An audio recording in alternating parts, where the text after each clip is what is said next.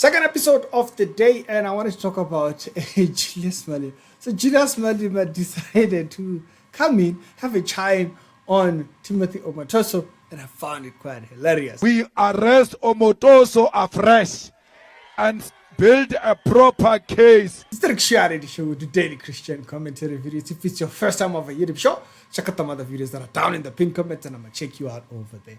And so Julius was doing this speech, and he had a lot to say, but he put it out very clear.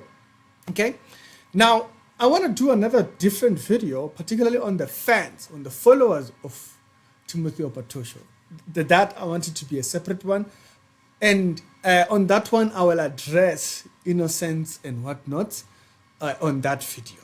On this video, I want to address the aspect of who's to blame.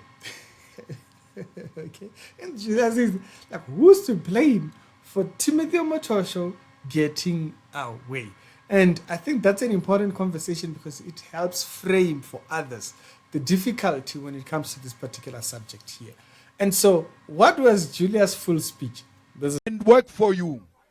We must work for Twe. We must work for all the victims of Omotoso. The EFF, once the GNU collapsed and they said the EFF goes into cabinet, we arrest Omotoso afresh and build a proper case, because Omotoso cannot do to our children what he did and still be free on our streets. I advise Omotoso, if it's still early, please, they gave you bail, just run and run very fast. Because if the EFF finds you, you are going to jail. We need to permanently deal with these people who are victimizing our children. We must protect our children at all costs, because if we can't protect our children, then we must forget about the future of South Africa. These children are going to inherit this country. But if they are being raped, if they are being killed, they will not have any country to inherit. Fighters, we want to make sure that police work in South Africa. And police must work like Mkhwanazi. We don't want police who work as if their role is to distribute roses. It's not a job of a policeman to distribute roses. Now, this actually reminds me of something. In America, there is this thing, what do they call that thing? When you arrest someone, you take them to trial, and they get acquittal. There's this rule, I forgot what it's called, someone who's lawyer. Please tell us down in the comment section. There is this thing where you are not allowed to retry that case again in America. Now, in South Africa, I don't think that's the case. I'm not sure. On this one, please do look it up. I'm only thinking about it now, and I'm already making the video. And so, in South Africa, I don't think that's the case. And so, Julius, yes, might be right, in the sense that they can still bring this case back and retry it. Now, who's to blame? Who's to blame here is the NPA. As you heard clearly when we stated earlier on, is that they fumbled it because they put someone here who didn't care as much. The person was given 9 days. They were given 9 days to go through evidence, questioning Omotoso. They took like 2 hours. Was it 2 hours? Somewhere within that barrier line. Something like that. They took a very short time examining him. And also, when he answered something, they never rebutted him. They never asked him questions to show that they did not fully go into depth with the evidence that was presented to them. And so this this made it faulty. It's not the judge who's responsible for that, for proving a case. And it's not the judge who's there to believe your case. The judge needs you to present to her the evidence. And this shows you that, to an extent, the justice system in South Africa works. is that the judge is not going to just say, okay, there's all these other evidence. That's why the judge herself could say, I don't think you proved without shadow of doubt by how you handled it. So the person who was given this whole thing did not go all the way with what was put before them. The NPA faulted it up. Now, this is why when people go to court, they try and find their own lawyer. Because when they find their own lawyer, they have the best chance possible to fight it.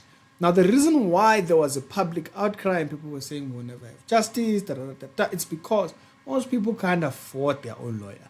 They depend on the NPA having their people and their eggs in the right dot. In the sense, can you please give this your all instead of just being pasted all over the wall and not caring as much about how to go about it. That alone tells you where the issue was. It's not the judge. The judge cannot judge beyond what you've presented. The judge is not responsible for that. The judge is not there to like, hey, man, this case is deeper than that. Like, can you go further? She can't do that because it looks biased, right? But the judge can say, based on what you presented, I have no ground to make a thing.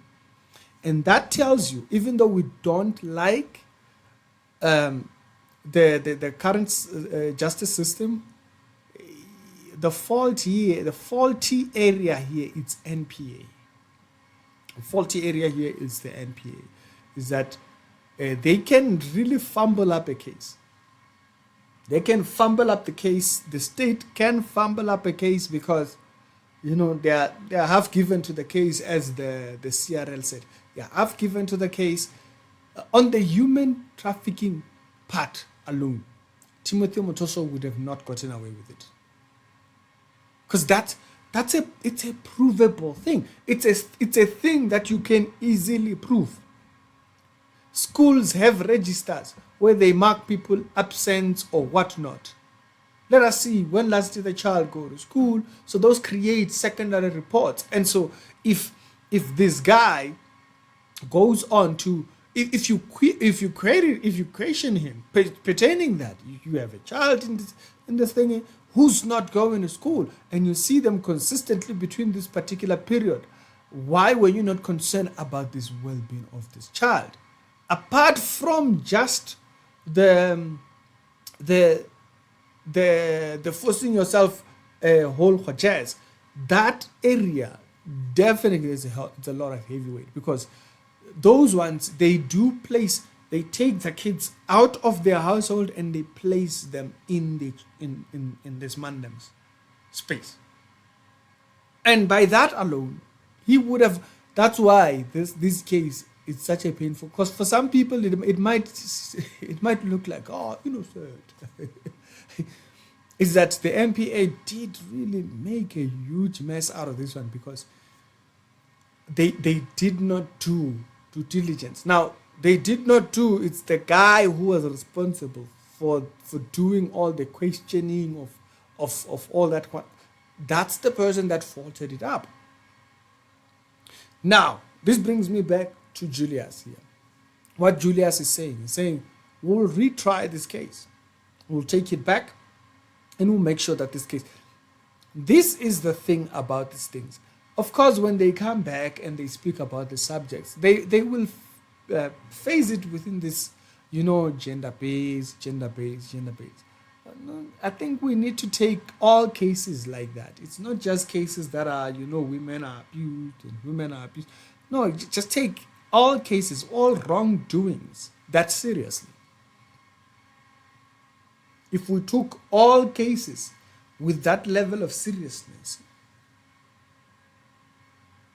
there are cases that are outside of the gender-based whole jazz, but their justice is important because it's a person whose rights were violated, right?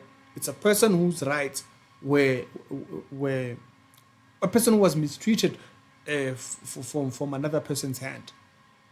And so at that point, politicians can get into all this political noise and stuff like that. And they just kind of like miss what exactly you are fighting in general. Yes, gender based, that's this particular case. But if you are the NPA, you should be caring about all cases that are put before you. And that's the thing that a lot of people have fear over, is that if a case lands in the hands of the NPA, because they can't afford a lawyer, whatnot, and the whole nine just, will this thing be seen through? Because they can't afford to put a lawyer there. Now they are dependent on you guys doing that, and you guys are going to faulty it up. The judge is not going to take your side, because the judge is going to base everything off of what they're going to base everything off of what you have presented as the NPA.